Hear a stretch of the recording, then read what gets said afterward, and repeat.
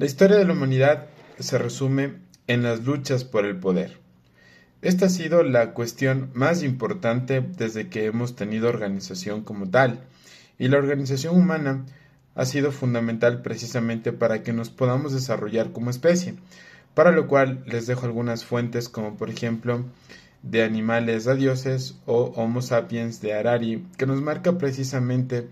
cómo los seres humanos nos hemos diferenciado como una especie animal más, en el sentido de que tenemos la capacidad precisamente de generar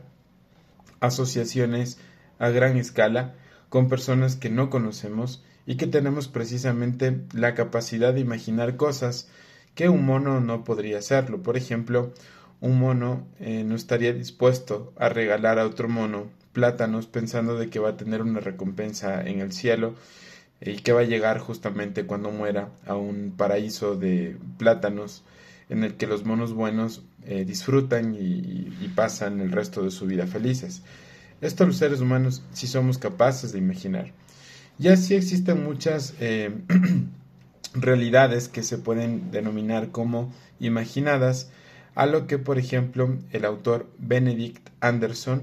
llamaría a los países y a las naciones y al concepto de nación como tal como comunidades imaginadas, y está en su libro precisamente del mismo nombre que se llama Comunidades Imaginadas.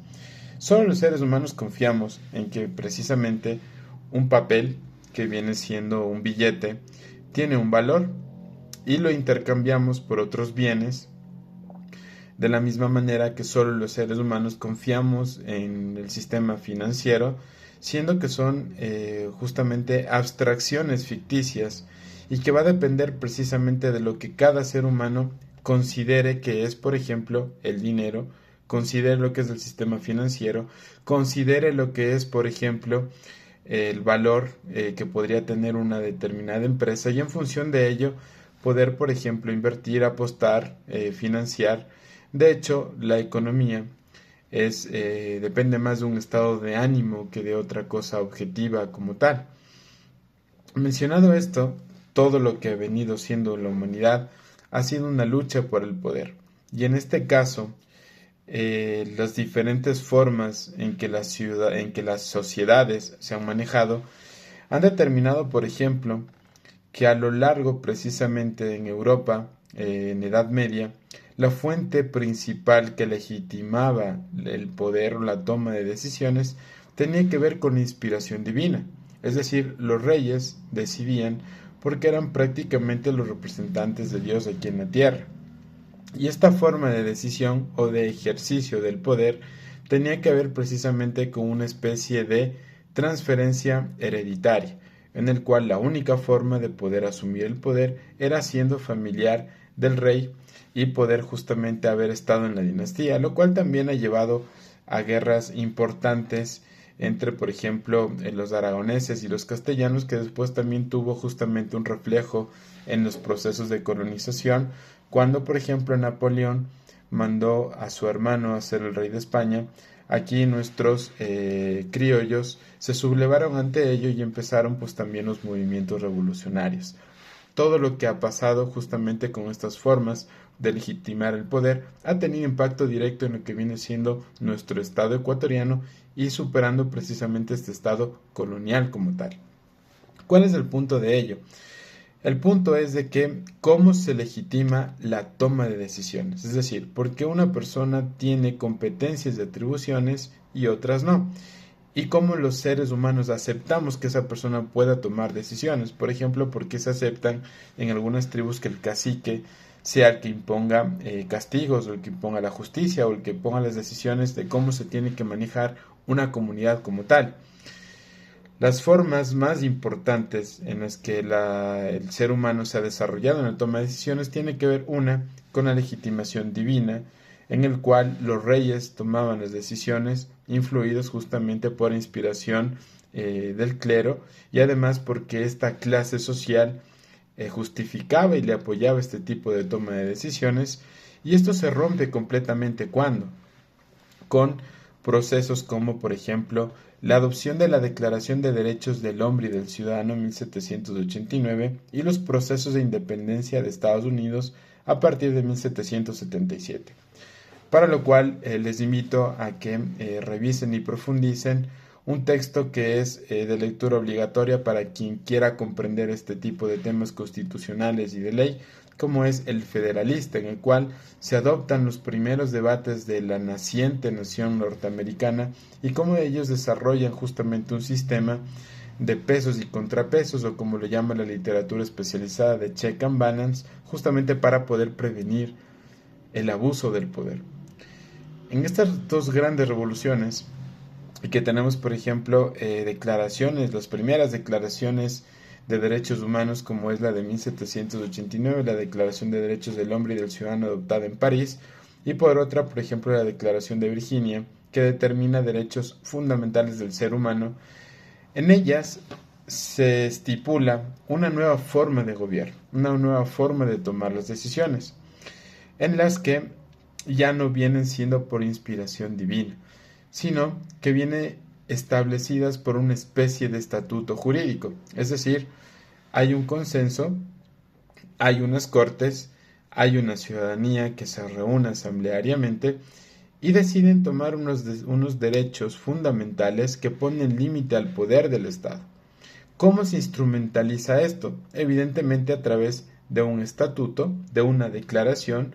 o precisamente de lo que venían siendo las primeras experiencias protoconstitucionales, a textos evidentemente a lo que hoy llamaríamos como una constitución. Hay que recordar, por ejemplo, que las primeras leyes inglesas, que Inglaterra no tiene una constitución escrita como tal, sino que únicamente tiene 4 leyes fundamentales, y estas 4 leyes fundamentales hoy en día están vigentes y determina precisamente el funcionamiento, o funciona como una especie de constitución que va delimitando precisamente el poder, considerando, también recordando que uno de las instituciones o los congresos más importantes donde el legislativo tiene mayor fuerza desde el punto de vista de sistemas políticos comparados es el inglés, porque en los congresos de Inglaterra sí se toman la mayor cantidad de las decisiones que tienen que ver justamente con el pueblo de Inglaterra. Es así como desde esta época, es decir, desde 1789, y podemos poner justamente esta fecha como un punto de inflexión, ha habido una especie de desarrollo constante en el cual la ley se impone por encima de la legitimación divina. Es decir, la ley se impone a los reyes. Ya no se toman las decisiones porque el rey se levantó un día, se le ocurrió tomar una decisión, limitar derechos, generar derechos, sino que evidentemente ahora ya tiene que estar respaldada en un estatuto jurídico, que es justamente el imperio de la ley, y por otra parte con una serie de candados que les limitan a las autoridades, les ponen un límite de cosas que no se pueden pasar. Y esto nace también en 1215 con la Carta Magna, en el cual, por ejemplo, le imponían al rey de Inglaterra, le decían, oiga, usted no puede pasarse de la raya, usted no puede poner arbitrariamente los tributos, que fue precisamente una de las grandes revoluciones, como sucedió en un rey que era conocido como Juan Sin Tierra. Dicho esto, de este influjo, de estas grandes revoluciones, es como hoy la humanidad le debe la gratitud a lo que viene siendo el concepto de Estado de Derecho como tal.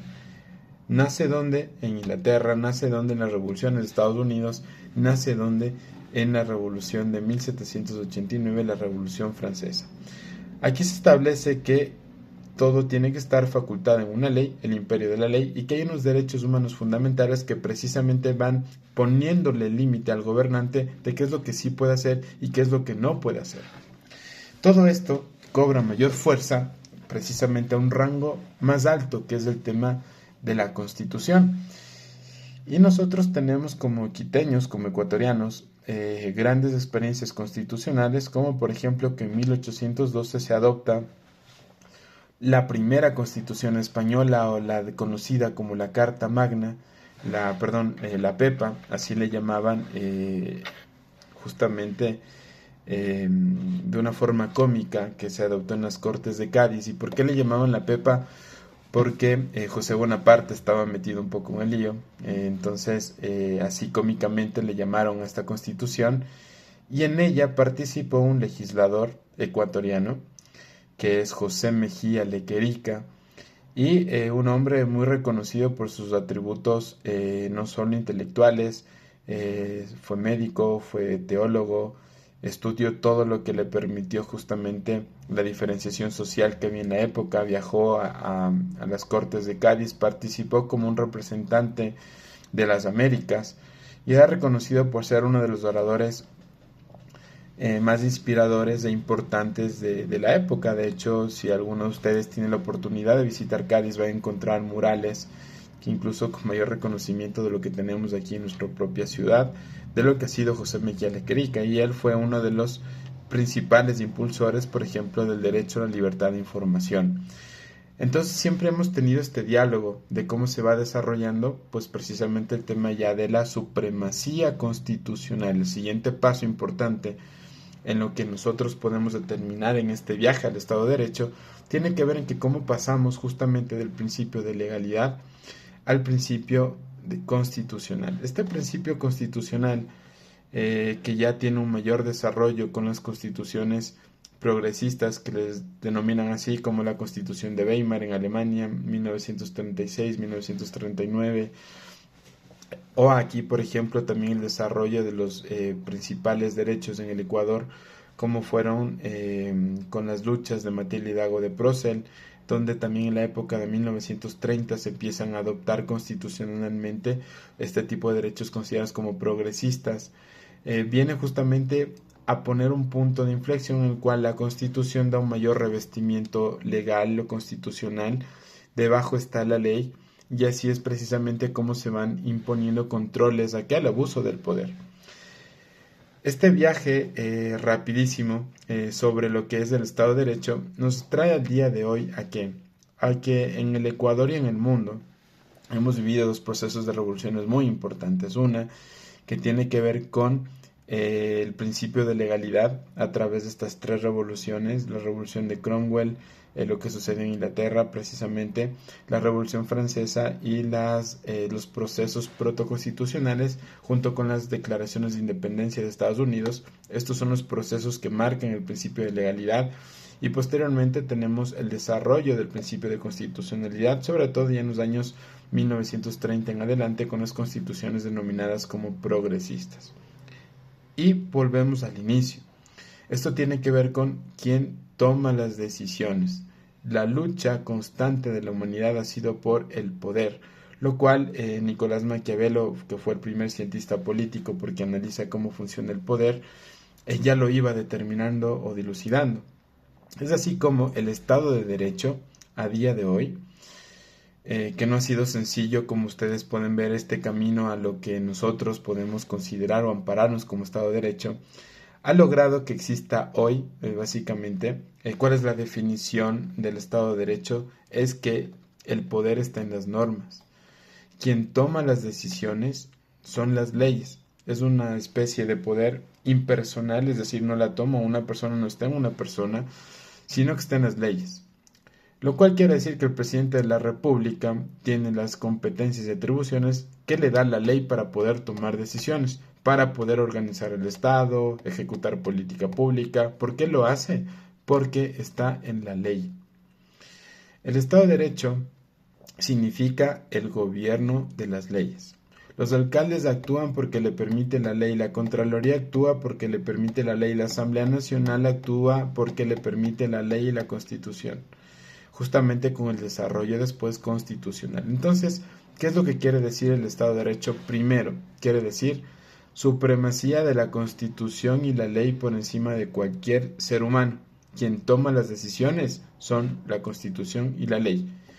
Lo otro que quiere decir precisamente el Estado de Derecho es la igualdad ante la ley, es decir, todos somos iguales ante la ley. Por eso es que le ponen la venda, ¿no es cierto?, lo que todos conocemos con la imagen de la justicia, porque independientemente de quién sea, la ley es igual para todos, o al menos ese es el principio que quiere establecer precisamente el Estado de Derecho.